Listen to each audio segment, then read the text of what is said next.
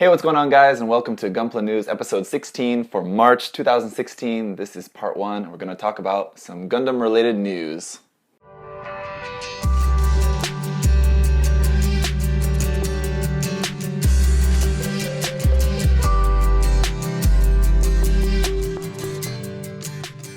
So the first bit of news, as you may notice if you watch this program regularly, is that this background is looking a little bit different because this is the first episode of Gunpla News that I'm filming in this new space. This is actually the first video that I'm filming in my new apartment where you guys are seeing anything but just the black background of my photo tent.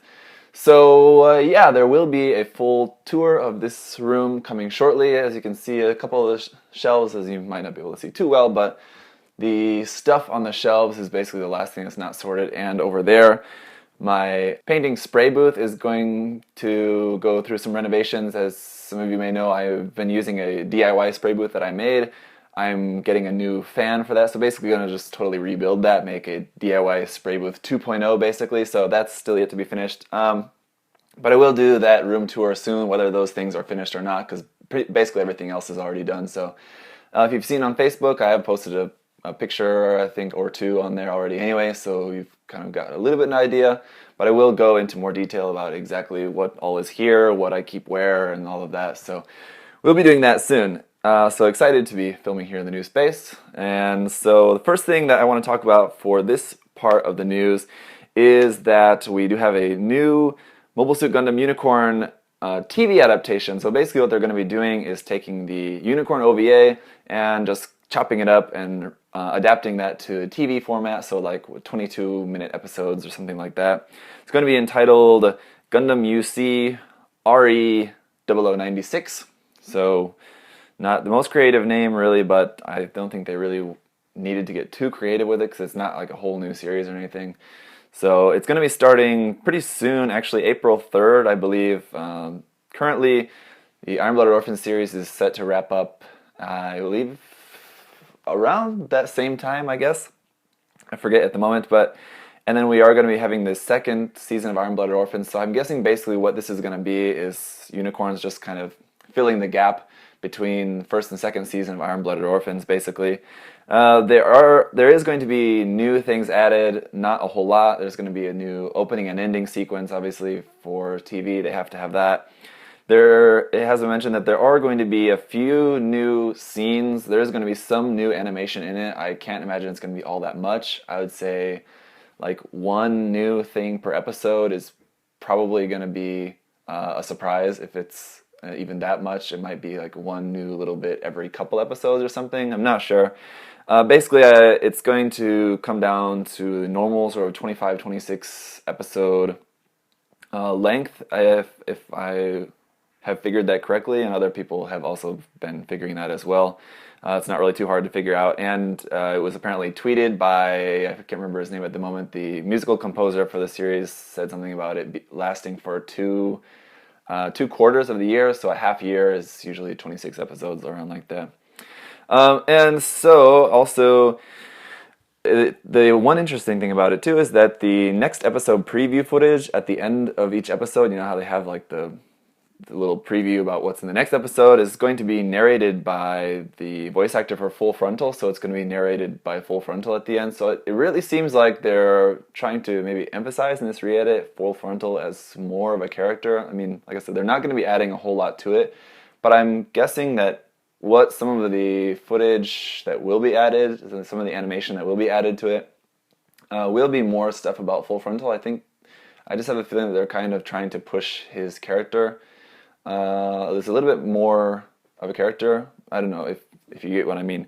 So yeah, then I guess what is kind of the most exciting thing about this is what this is going to mean for the actual Gunpla. On the bad side, I think we're probably going to be looking at more rehashes of the same kits, kind of like what we're getting now with Thunderbolt, where we're getting re-releases in the anime version where it's slightly recolored.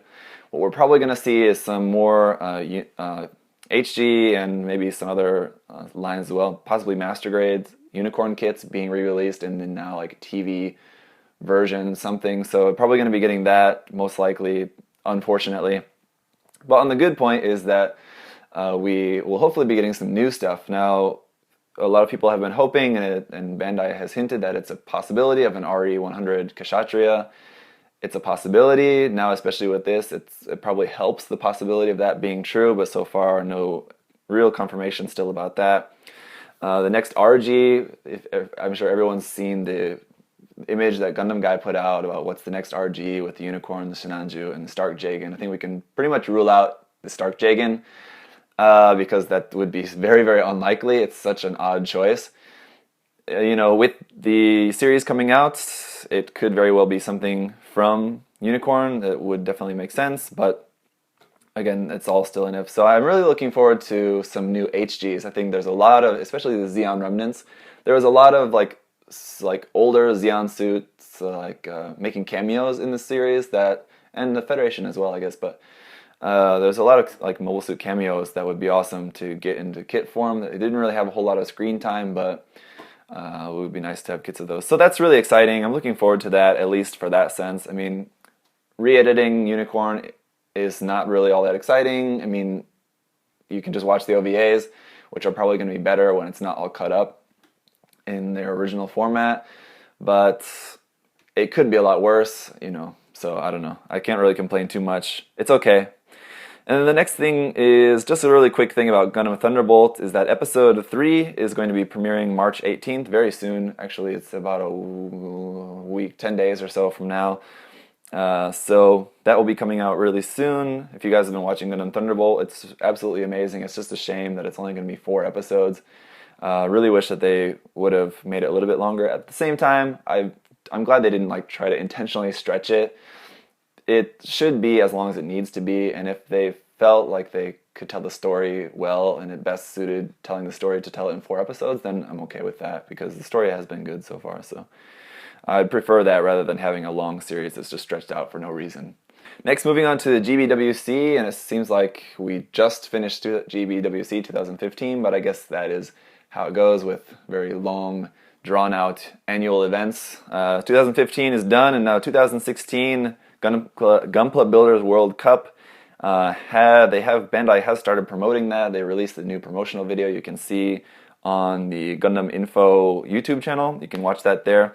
It's quite funny. The announcer, the voice actor they have doing that, the English pronounces is Gunpla. It's just kind of weird. He's like, worldwide Gunpla contest. It's like, who says that? I don't know. If you say that, no offense, but I really don't think that's...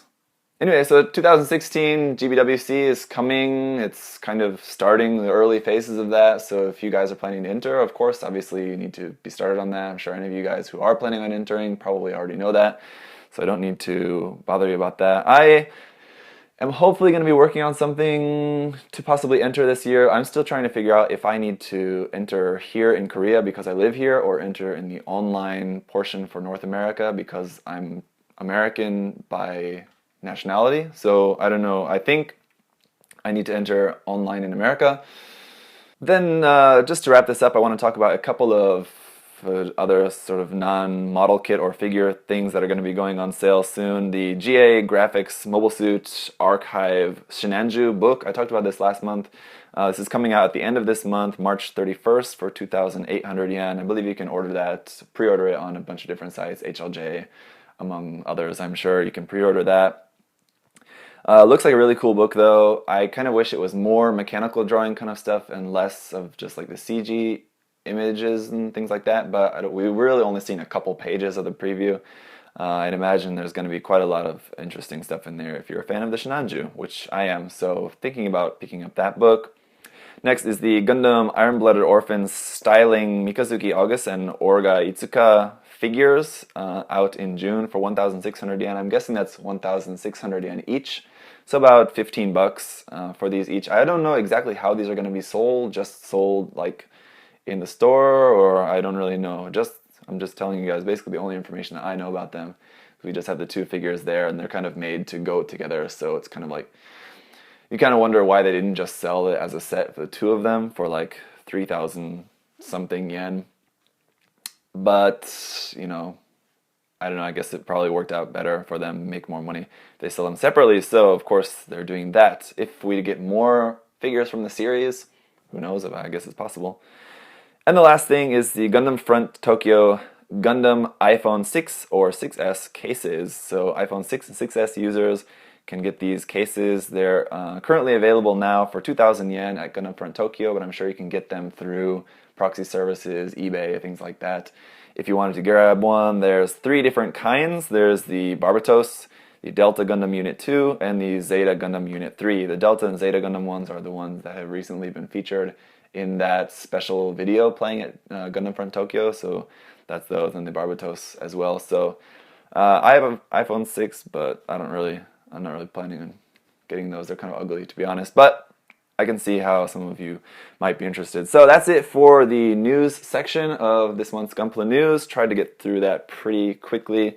Obviously, the big news is just the Gundam Unicorn TV series, so that'll be really cool. Thank you guys for watching. In the next part, we're going to be talking about some kit and figure announcements, so I'll see you then in part 2. Bye-bye.